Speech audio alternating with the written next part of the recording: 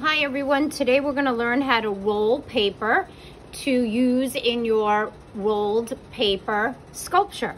You're going to need a few items like either a straw or a pencil, and you could use either tape or glue. If you're going to use tape, I like to be prepared, so I like to rip off a couple of pieces. They don't have to be too long, and then I like to leave them on the side of my table hanging off so that they're ready to go for easy access. Once you have your basic supplies, then you need to choose some paper. We have lots of different papers that you can use. There's no right and no wrong. One of the things you can use is computer paper. That's pretty popular because you probably have a lot of it laying around. You can also use construction paper.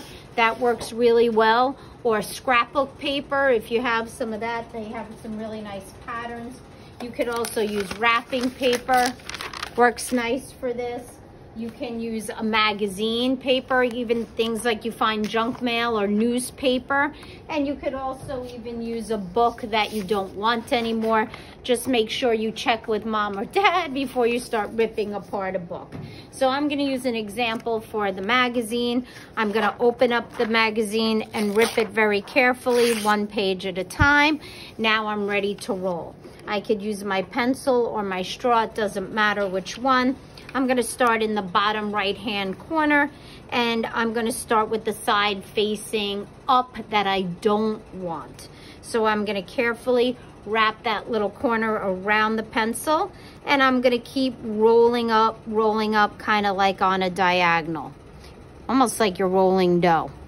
Once I get it finished, that's where that tape on the side of my desk comes in handy, and I could put a little bit of tape there. I can also use glue if I don't have tape at home.